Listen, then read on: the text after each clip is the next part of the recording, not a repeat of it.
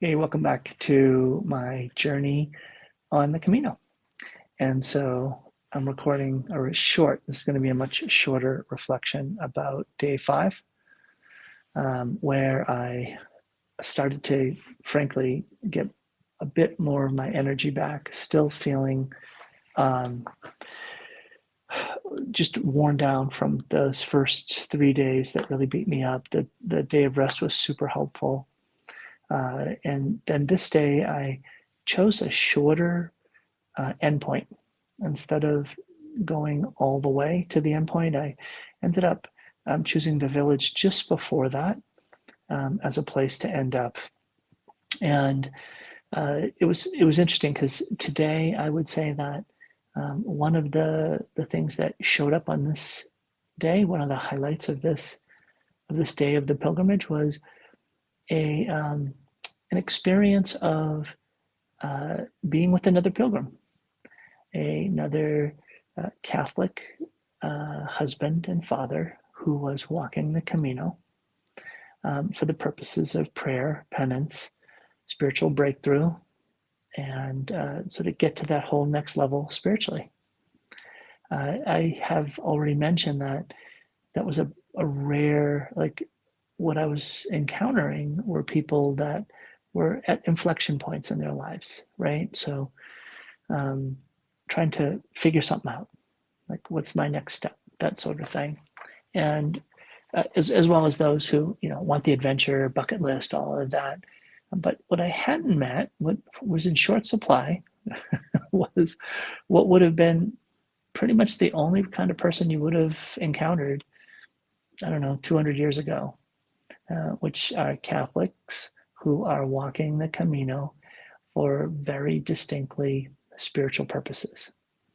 And uh, in fact, that I hadn't encountered anybody yet like that, um, that had expressed it in those terms. Well, I did that. I did on day 5.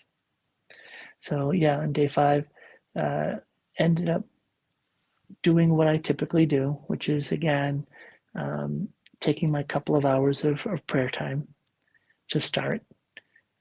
It's just so important. If I'm not going to be praying on the Camino, just don't bother.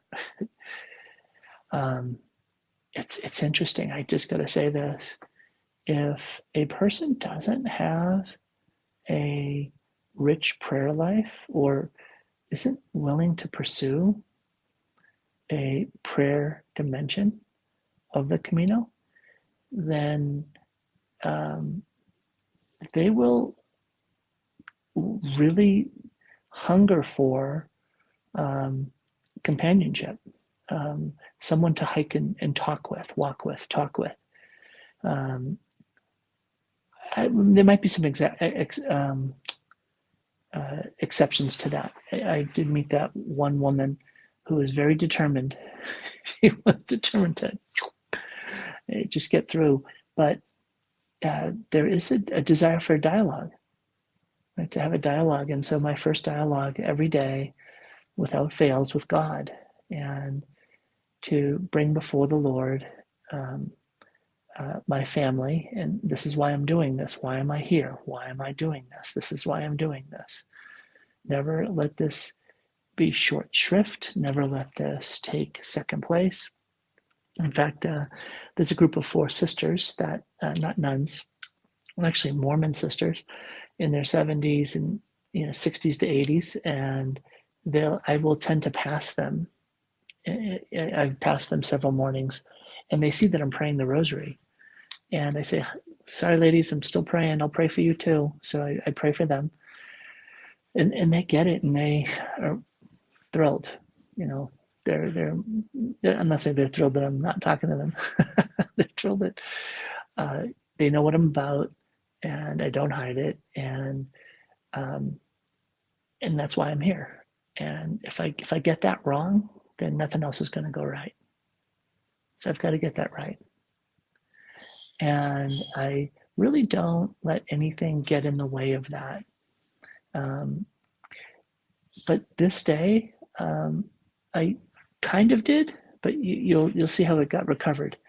So as I was just about done with my 20 decades of the rosary for the kiddos, I was about a rosary short, and um, I don't know if I was taking a break or water break or something, but I happened to bump into a guy, and he said hello to me, and we just started chatting a little bit, and quickly got to the question, "Why are you here?"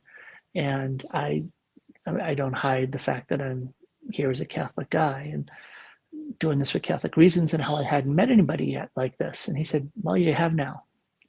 And we ended up having a great conversation, and we were speaking, I don't know, maybe half an hour, just talking about family and stuff. And I said, "Hey, could we pray rosary together?" He said, "Absolutely." And so I got to finish my rosary by doing the last set of mysteries with him. And so, unwittingly or not, he was actually joining in on my prayers for my own family, but I was happy to add in his as well. Uh, Again, I'll keep this reflection short, but what I want to say is this, is that I know that many of you are in situations where you can feel alone. Uh, and no, you can feel lonely in your own spiritual journey. You're not alone, you're around other people. And maybe you're around other people even in your own home, but you're spiritually lonely because you don't have that companion, that co-pilgrim, the one that is also walking on a path with a similar intention, a similar ideal, and it's something that you deeply desire for yourself, and uh, it may be for loved ones, but for whatever mysterious reason, they're not able to join you in that path, in that journey, and it becomes harder. And so um, I found that walking with this uh, Catholic guy, and had a chance to connect with him a few days later as well. And connecting with him, we did the three things that brothers in the Lord will do for each other. We supported each other, we encouraged each other, and we held each other accountable. Support, encouragement, and accountability.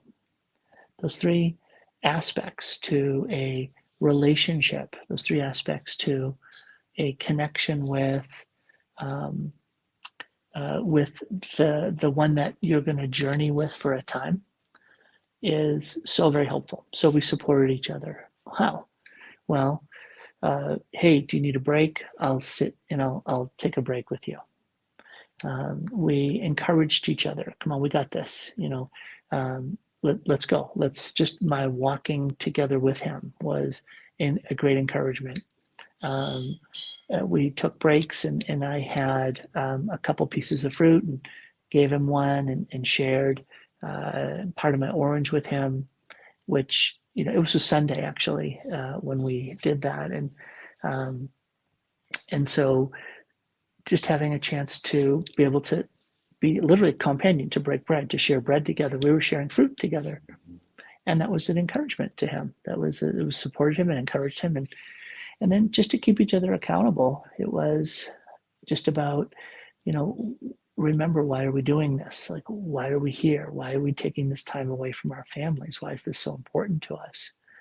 And so it was just a gift, really, to have him be able to join up with me and meet me and walk with me for that time. And so if you're struggling with that, if you don't have that sense of a brother in the Lord or a sister in the Lord, guys need brothers in the Lord, women need sisters in the Lord to be able to help you with your journey in faith.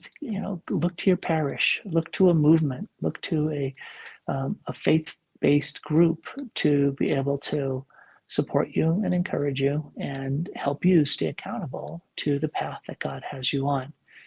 This is not easy. It's not easy to walk the path of faith today. And choosing that path of a pilgrim, which includes that willingness to undergo penance and acts of reparation on behalf of others, It's not an easy thing to do. So don't try to do it alone. All right. God bless.